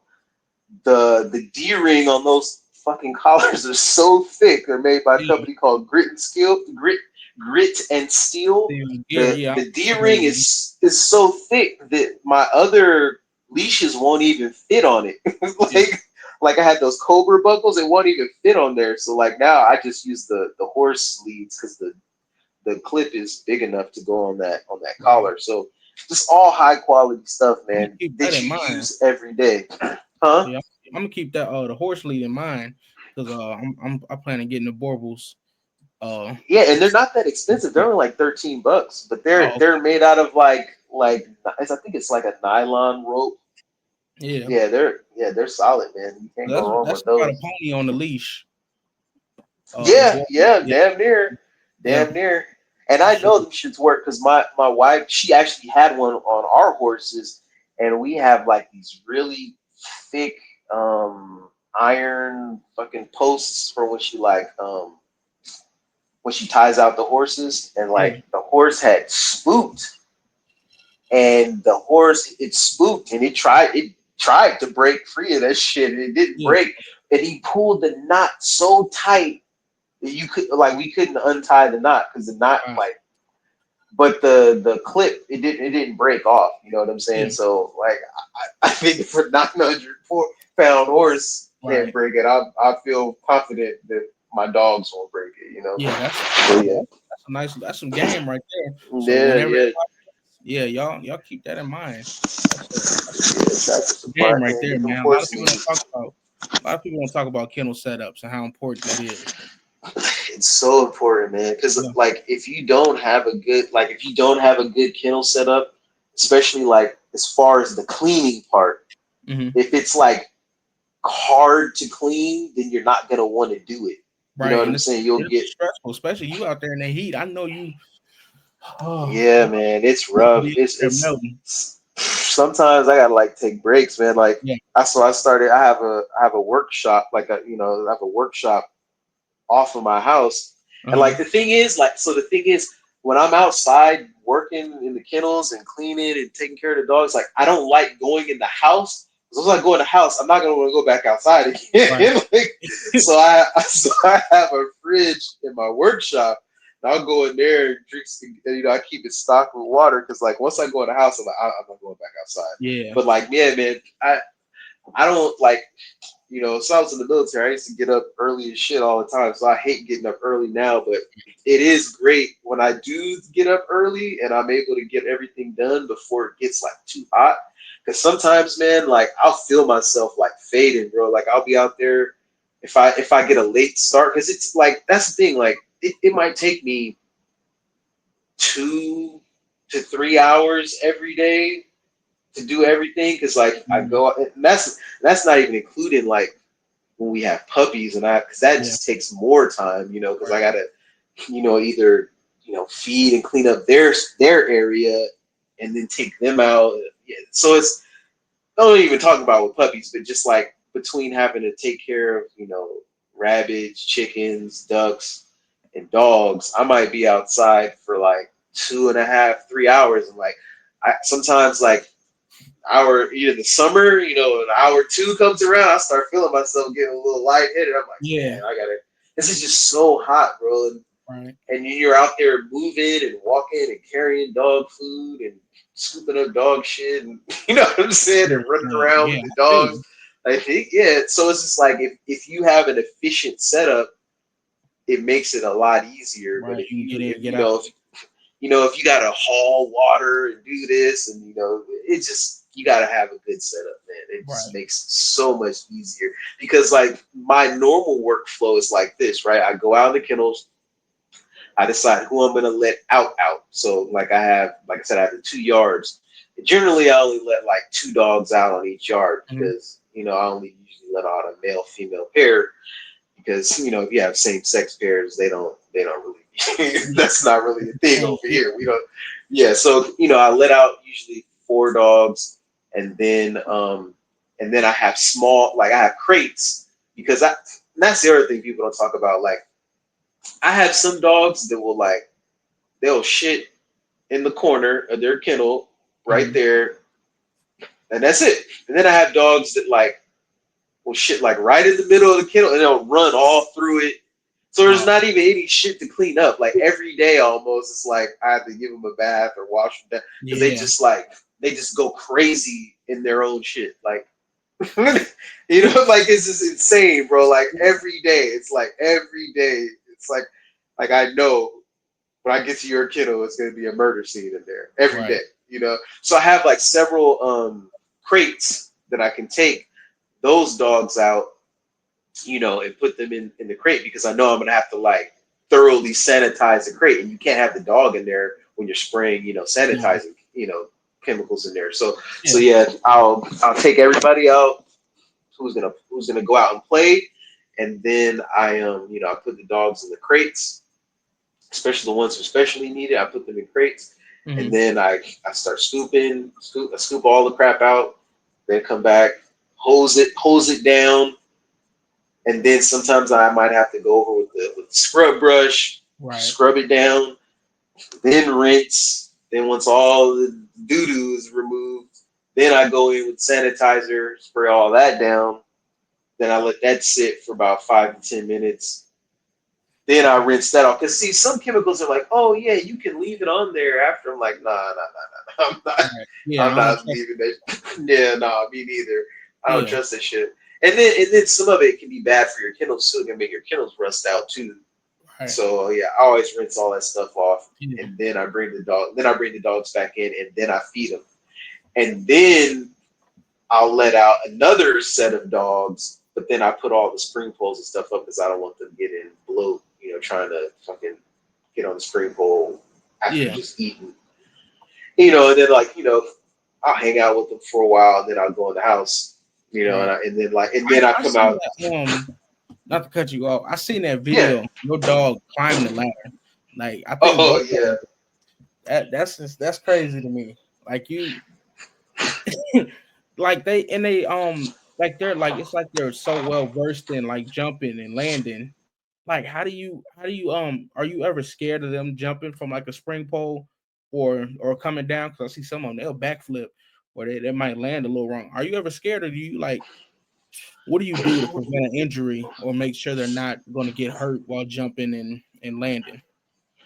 Well, so the big thing is the area under the spring pole. I've like dug that out like about a Hmm. foot or a little more than a foot, and it's filled with sand. So that's not like just the hard ground under them. Right. There's like that's a It sand drains pit impact. under them. So it's pretty soft. Yeah. Downside is that like I have to like periodically I have to add more sand because when it rains over time it washes out and stuff. Right. So I literally have a dump truck come and bring sand because you can't find sand at the store is fucking No. stupid. They charge you like $3, $5 for a bag. They charge me $300 for a goddamn dump truck full of sand. So Wow. I just like, you know what? I'm just Why gonna pay. not? And then I put it in the kennels too. In some of the auxiliary kennels, I have Yeah. sand in the bottom. So, but yeah, that's one of the things. Also, like it depends on the dog because like Sensei, Bessarillo, I generally don't have it that high for those dogs because I noticed that. they're bigger and not so agile. You know what I Yeah. mean? And I don't want them coming down like really hard because they're Right. just bigger dogs. But like the other dogs that are a lot more agile and they're lighter, it's not like a big deal for me Right. to have them do it because they're just more agile. Like Sensei Yeah. and Bessarillo, nah, they're a little too, and they'll try. They'll definitely try. And a couple times they have, like I might have had the spring pole up high for the last dog, Hmm. and then when I came out, I was like, oh shit, it's up high, and they're going for it. So then I have to get them to stop. I have to get Right. them to stop, and then I can lower it. And then let them go at it. But yeah, that's generally what I do. Like, and the funny thing is, that's not the first video that I've had with one of the dogs on the ladder. From Sensei's litter, one of his sisters was doing that when she was like 5 months old, bro. Like she was like 5 months old. Yeah. Same situation. It was the exact same situation, and that's why actually I was ready for it because it was because the dog you saw that was Nobu. He's an American bulldog, but Mhm. it was Sensei's sister did that. Like same situation. I think the spring pole had come loose or something, so I brought the ladder out. I was Yeah. like, oh damn, I got to go in and get the pliers or something. I had to go in. And I went in, and then I came out, and her ass was up the ladder trying to get it. And Yeah. I was like, what the hell? So then, That's like, right. I think I like took it down or something, and I went to see if she would do it again. And sure enough, she did it again, and I recorded it. So this time, I was kind of thinking in the back of my mind, I was like, I wonder if he's gonna do this too. Yeah. And sure enough, his ass was right up there climbing That's up the funny. ladder. That's I mean they're not like Belgian Malinois, on Right. a Yeah. tightrope and all that shit. Yeah. But hey, So it's they get close out there. enough Yeah. considering that they're not trained; they're just doing it Right. on their own. Yeah. Let's talk about your band dog program. I mean, if you want to get into it, I know some people don't like to talk about the mix maybe or the foundation or what they use, but talk about it. Talk about what an Allant is and why you wanted to base your band dog's phenotype off of an Allant. Well, so yeah, I don't want to talk too much about it because Yeah. it's still like in progress. Like it's Yeah. nowhere near like where I want it to be. Right. It's really in the early stages. But like I just it's just for me, honestly. Like Yeah. I want something that I want something that can dispatch problematic animals on the ranch. Yeah. And my bulldogs can do that, but my bulldogs can't run things down. Right. Like I don't care what no one says. Like Bulldog's not running down a fucking coyote. Like this is Yeah. not gonna happen. Like Just like so, the I monsters. Yeah. yeah, I want like and and even though my dogs are very athletic and they're still not. I mean, they're big, heavy dogs. Hmm. They're not gonna have the same like Right. stride Yeah. that you know a more racier dog would have. Like my dog Naga, like just seeing her run is just like beautiful, man. Like she just takes off and it just looks like so effortless. She just covers like so much ground Yeah. like effortlessly. And so like I I'm You can see it with reading, Jaguar. yeah, like Yeah. just like it's nothing. So like I'm trying to create something that's not human aggressive. I don't want it to be man aggressive. I want it to dispatch animals. Yeah. Pet. Like the other day, I I was so well. I'll try to not make it. So basically, like I have a half of my property. We don't even really big part of my property. We don't even really use. Right, Hmm. we're like never on that part of the property. It's like a big field. It's a few acres, and so and my wife wanted to put the horses on there to graze, but there's not a lot of shade on that side, so they're not on there a lot.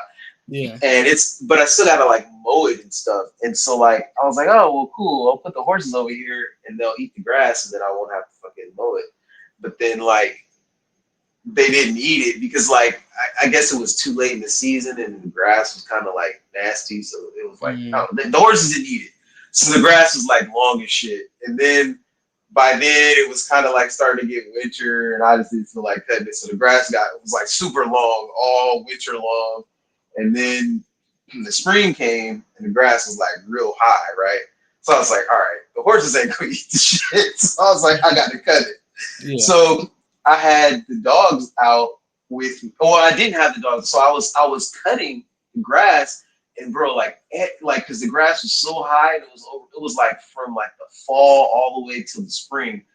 So like rabbits and like every rats, all the field mice, there were tons of shit in the grass because it was Yeah. like probably like knee high, so they can like hide from the hawks and the Wow. owls and shit.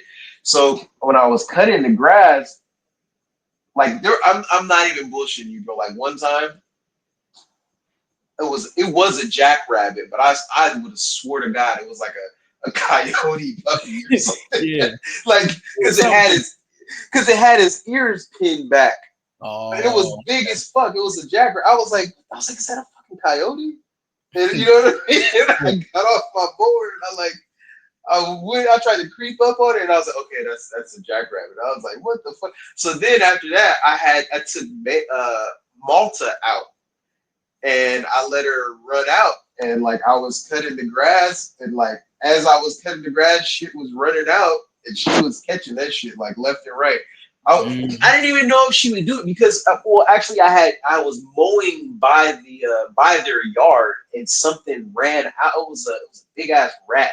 It yeah. ran out and it ran into the yard and she scooped it up like nothing.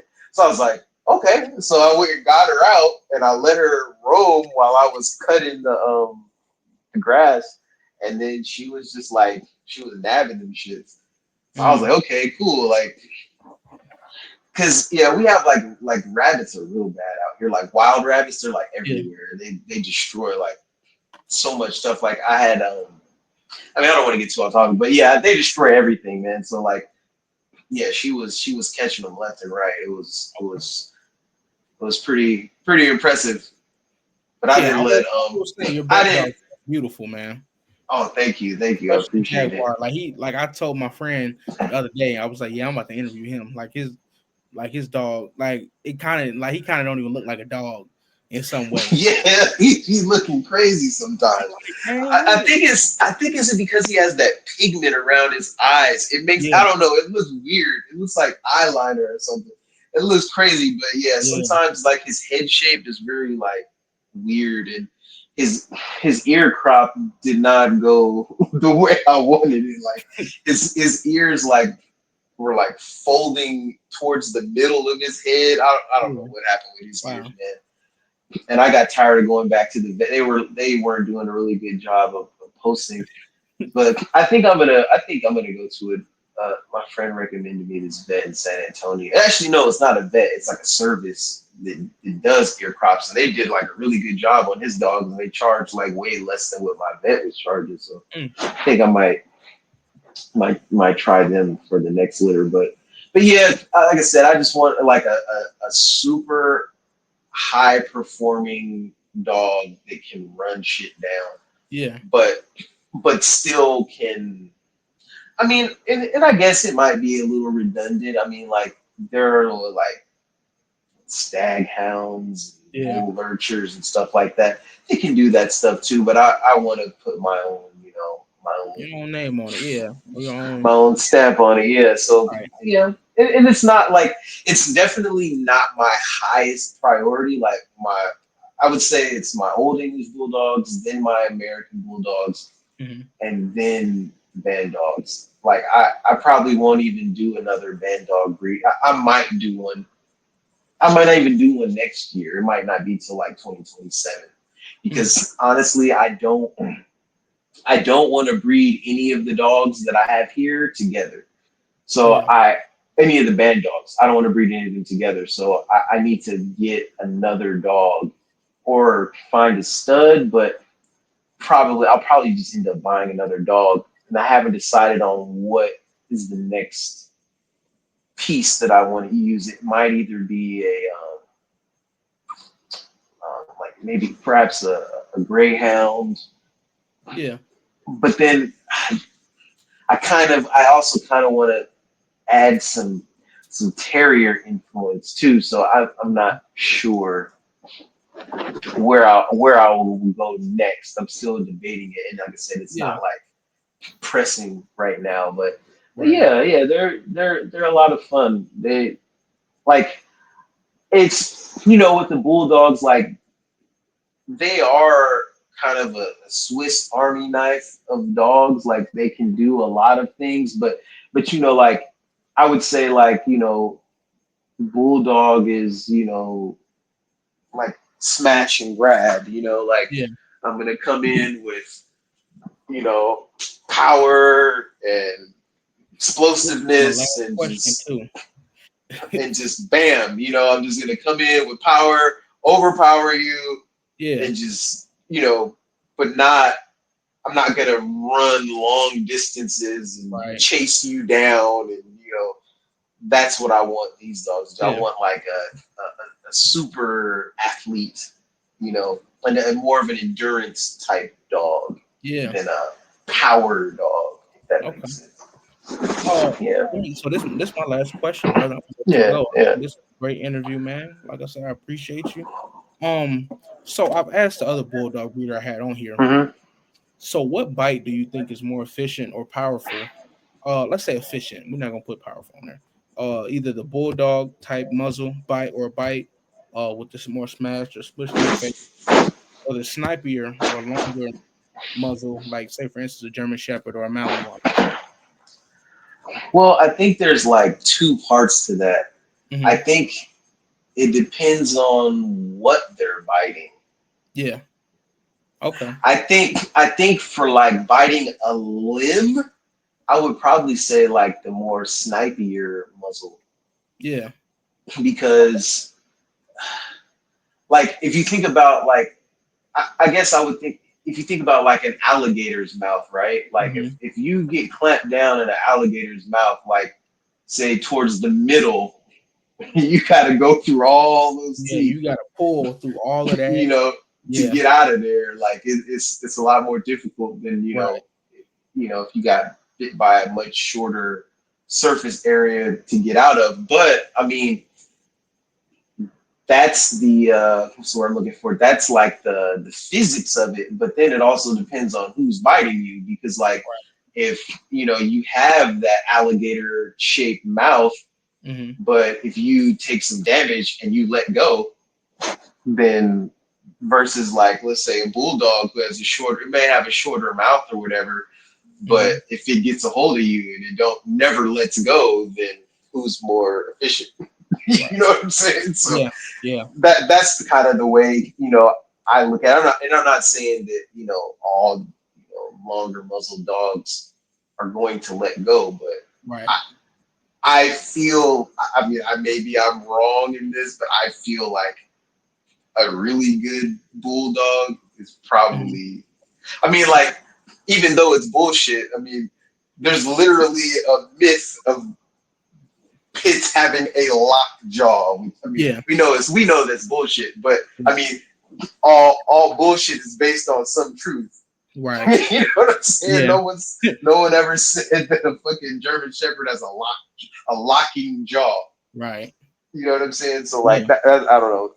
But I definitely understand the physics of it, because I'll tell you this: I have a Pomsky, and that little Mm-hmm. bitch, she's really good at like catching like rats and stuff like that. But like Yeah. she always starts shit with my other dogs, right? She always starts some shit, and of course the other dogs can fuck her up, but she always gets the better of them. Like they'll get into like a little skirmish or something, Mm-hmm. and my bulldogs always walk away bleeding. And Oh, then like I'll like step in and save her life, but yeah. but Right. she always, because she has that longer muzzle, she always like dips them on the nose or Yeah. scratches them or something, and they'll have like they'll be bleeding or whatever, and then I'll step in before they like destroy her, because they Yeah. would. But she always gets the better of them, all Right. like every time, and I think it's because of the longer muzzle. It is, there is an advantage to it. I mean, that's why you don't see that short muzzle in nature. You know what I'm saying? Yeah. Like there has to be an evolutionary advantage for a canine to have a longer Right. muzzle, or else wolves would have short, stubby muzzles. You know what I'm Yeah. saying? But Like I but I seen the think like Neapolitan man. Oh, go ahead. Go ahead. Go ahead, no, man. no, go ahead. What you When I saying? seen, I think it was like 1930 compared to like 2018, 2020, somewhere around there. Mhm. The Neapolitan Mastiff muzzle, like, was so, like, it looked like a wolf's muzzle, like in the 30s and the Wow. 40s. Yeah. It was so Yeah. long. And then now it's like smashed and look like a Bordeaux. And it's Yeah. crazy to me. I mean, even Bordeaux's don't look like Bordeaux's. Right. It's the Yeah. same thing. But like I guess I'm one of these people who always has these like I don't know these controversial takes on shit. But like people will romant like people will romanticize how those dogs looked back then, but like also like a lot of those dogs look like shit back then too, though. Yeah, Like you'll that see is a pictures of those controversial dogs, and they'll take. have like the worst rears. They'll have high ass rears and straight Yeah, stifles, and so like yes, sometimes some of those dogs did. Maybe the phenotype might have been better better to an inspired. extent, but Yeah, in other ways, some of those dogs look like shit. Like I yeah, see some of the pictures, and I'm like, oh, this is a whatever from 19 or 1872. I'm like, that dog looks rough, bro. Like if you put that dog in the ring, it like they had all types of confirmation faults. Like people will post like, especially with the bulldogs, like they'll, right. oh, this is how bulldogs looked. This is how they're supposed to look from fucking 1432. And it's like dog's feet is all over the place, you shit. Yeah, Like, so I'm just like, I don't know. I don't like, I have respect for the past, and I yeah, for definitely sure. like love seeing like history, but I mean, it's the same with, well, I guess that's maybe not a good analogy, but you know, some things were great in the past, but it's like, I think the dogs today are like, I put it to you like this: if you took, I don't know, what a Pressa or to one of my nicest dogs, or Hmm. you took some super nice XL American bully back then, I promise you those people back then would want our dogs. Yeah, yeah. You know what I'm saying? I Like, what agree. the fuck are we talking about? Yeah, Like, you know what I mean? Like, yeah. people romanticize like this one, like, and I get it. Like, for example, like bull terriers, right? I'm not a I don't really like bull terriers. I don't like the way they look. I don't like their heads and shit. But yeah, if Mhm. you look at like the old pictures of the bull terriers, yeah, like they're beautiful. They're Right. like beautiful, and now they have like the football head. I don't really like the Yeah, they football got head that thing. long. So Yeah, so I get that, like with the phenotype and stuff, but then like, and some of them do look nice, but a lot, like I said, a lot of times, some of they those have their old dogs, like, I'm like, I wouldn't want that dog. Like, that dog came here right now, I wouldn't want it. right.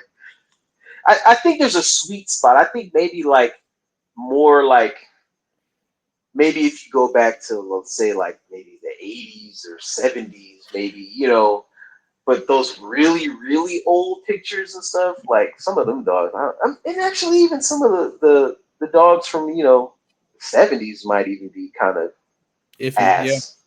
But yeah, I don't know. Like I said, I think, like, for example, I think like, if I think if some of these, like, because who was it? Someone was talking. Yeah, that was my point. I think I was talking to someone the other day where they were talking about like, oh, blah blah blah. The dude, like how there's those the Dobermans that are like really big and they just look hmm. insane and shit like that. Man, I'm about to get into that. I got a buddy out But in Canada. It's. I'm sorry to cut you off again. no, go ahead, Look, go ahead. the phenos, like it looks different. My buddy sent me a picture from like 1890, I think, or 1930 maybe, and it was a Doberman, but it looked like a terrier. I didn't see a deep or a big chest. I didn't see like it looked like a terrier, and I've Yeah, seen plenty of dogs from back then that look like terriers. But then as we go later on, you see more Great Dane type look or yeah. heavy look now. So I want to get into the history of what Doberman, the founder, the creator of the Doberman at first, what he wanted it to be like before his daughter sold his kennel once he passed away. Well, okay, so I don't know. All the Doberman people might fry me up or whatever. I don't. I'm just going off of like shit I remember from reading Mhm. books when I was a kid. You know what I mean? Because I don't really, Dobermans aren't like my jam or nothing, but I Right. know a little bit. And what I understood was that the founder of the Doberman bred them because he was like a tax collector or something, and he was going Yeah. around collecting taxes, and people kicked his ass or something. So he was like, "All right, I'm gonna breed these dogs. So if you Yeah. fuck with me when I come to get this money, You're your gonna get ass will eight. get bit." So Yeah. you telling me that the guy who bred his dogs to intimidate people to get tax money Hmm. would be up? You think he would rather have the dogs he had or these gigantic fucking monsters that we have today? You know what I'm saying? Yeah. Like he would be rolling in his grave. Like, no, I don't think he would. I think he'd be like, yeah, I like this. I don't Yeah. think anybody's gonna try to fucking beat me up when I come to collect taxes when I have this big chested, big ass monster. Like, you know what I'm saying? Yeah.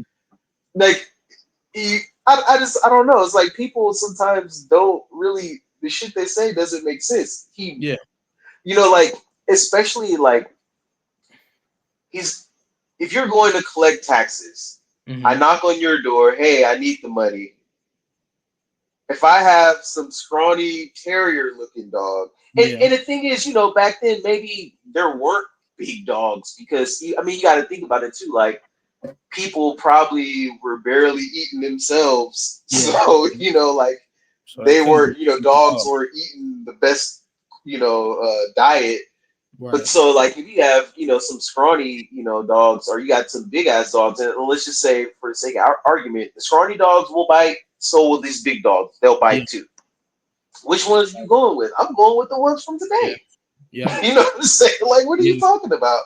Yeah, maybe they have these genetic diseases and all that shit and stuff. Yeah, okay, sure, they have all that, but like, as far as when it comes to biting somebody in their ass, they're gonna bite them. Like, Right. Yeah. or they're just gonna be enough of a deterrent so you don't fuck with me and you hand over the money. you Right. know. So what are we talking about? You know what I mean? Like, get out of here. Get out of here with that. Right. Now, when you're talking about like hunting dogs, that's Mm-hmm. different because, like, okay, now are you talking about, okay, if the dog's too big, it's not going to be able to run and chase these animals, and or if the dog doesn't have the same drive or nerve, and yet, like, that's totally different. Yeah. When your dog is supposed to actually go chase something and go do. But if it's just a dog, I'm coming to you, and my dog's gonna bite you if you don't give me your shit, or if you fuck with me and my dog's gonna bite you. The dog don't need to be that physically fit. Fuck up a person. Like, it Right. don't take much. You know what I'm saying? Yeah. It's gonna hurt, and they're gonna want to turn around. I don't know who gonna get bit and want to keep going. No, exactly. Like, it's not like when people are when people are not promoting no illegal shit, but if people are fighting dogs Mm-hmm. against each other or animals, like, that goes on. That's a prolonged thing. You're not, Yeah. the dog bites you, and yeah, you're not. It's not going to be a long thing. like, Yeah. It's, and that's why like mastiffs and all these other like really big dogs are really great in those instances. yeah. You jump over my fence, He, and time he gonna lay it on you. yeah, like, Yeah. my dog doesn't need to be a marathon runner to jump on your ass and bite Yeah. the shit out of you while you're in my yard or you come into Right. my home. Like, Yeah. You ain't gonna be able to. You ain't gonna be able to do too much after he get on no, top of you. nope, Yeah. nope, not at all. Gonna be ugly. And I'm sure you're gonna gas out before the dog will. I Right. can promise you that. But so yeah, so like, I don't know. It's just I think people romanticize those dogs from the past a Mm-hmm. little too much sometimes. And like, I also think like when they do that too, like, for example, the German Shepherd example, right, where they're like, oh, the dog changed.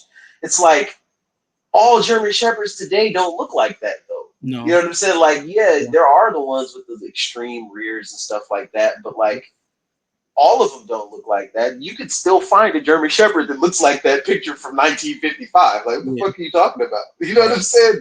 Yeah. They're out there. I'm sure you can find them in Europe all day long, and there's breeders over here who have those European bloodlines. So it's like, what are you talking about? Like, like some, like I said, me and my controversial takes, like, I think I had a conversation with someone, and they were like, I guess the argument was like, kennel clubs ruin dog breeds. And I'm like, no, kennel clubs don't ruin dog breeds. What ruins dog breeds is them not having a fucking job. Because Yeah. it wouldn't matter what a kennel club does if everybody needed herding dogs, or if Right. everyone had to hunt for their food. You would need dogs that could do those things. Right. But we don't now. We live in a society of convenience. I mean, you have police, you have guns. Like, you don't really need dogs like you used to need them back then, Yeah. right? Like, and so when there's no need for that, the dog like, they become more of a, I don't know, of a luxury than a necessity. You know what I'm saying? So like the kennel clubs are just reflections of society. It's not like kennel clubs came around and the dogs just fucking went to shit. Like, no, Yeah. bro. Like because you can still find like herding dogs. There's people who still use dogs for herding. You know what I'm Yeah. saying? Like, you can still find you know dogs that do certain, like police dogs. So there's still tons of people, military and police use. Yeah. And it's But typical farm dogs. yeah, but like certain dogs that did certain niche things. It's kind of like they're not so like, I So mean, yeah, because it's not like people are really. It's not like you have a whole bunch of, like, for example, I'll give you a perfect example. hmm My mother wanted a fucking Jack Russell Terrier. She wanted a Jack Russell Terrier, not hmm because it's great fucking ratting capabilities and its yeah. ability to take out vermin. She wanted a Jack Russell Terrier because it was on Frasier. It was Yeah. cute. That's a good You, reflection of you society. see what I'm saying? That's Yeah. why she went, and she got one. You know what I'm saying? And he was a little motherfucker too. I can tell you a couple stories. Him and my dad's Alapaha had got into it. That was kind hmm of funny. But yeah, so like, and I don't think the breeder that she bought it from was like, oh, I'm testing these Jack Russell Terriers on rats, Right. and vermin to see which, this is like, I don't think that was a breeding pressure on their program. Yeah. You get what I'm saying? Yeah. So it's like, now, is that because of the kennel club, or is that because we don't Need it. we don't have modern pest control and we Right. generally don't need fucking dogs? You know what I'm saying? Yeah. So it's like, Yeah. it's not the kennel clubs, it's just the way of society. Like, Right. dogs are more of a convenient, or not a convenience, a luxury for most people than a necessity as they were like in the past. So Right. it's like, you can't really change that. And it's like, and that's why it's like, with the whole pit bull thing. I hmm mean, that's like a whole fucking can of worms. Like, You're gonna get me in trouble. yeah, like, I mean, like, I understand, like, people want to preserve, like, the pit bull is a very special dog because it's basically, I mean, it's forged by fire. Without, I mean, I don't want to sound corny, but that's like real pit bulls. Generations upon generations upon generations of selecting dogs with the drive to Right. continue fighting, right? And so you can't. That's just something that can't, it can't, like, if it can't, like, if every pit bull was gone off the planet today, we would never, at least in America, we would never have real pit bulls again because dog fighting is illegal now. So you can't, that selection pressure will never exist in America again Right. because it's illegal. So you won't have these dogs with this insane tenacity and drive ever again. So I get like why people want to preserve that, Yeah. but it's like because of society, it's the same thing. It's illegal now, so you Yeah. can't fight dogs. So Right. how are you going to preserve without doing illegal shit? How are you going to preserve that tenacity and that selection pressure? You literally can't. I don't mean the only thing you can. I mean, like, hog hunting and all that stuff. But I think Yeah. people will argue that that's like not the same.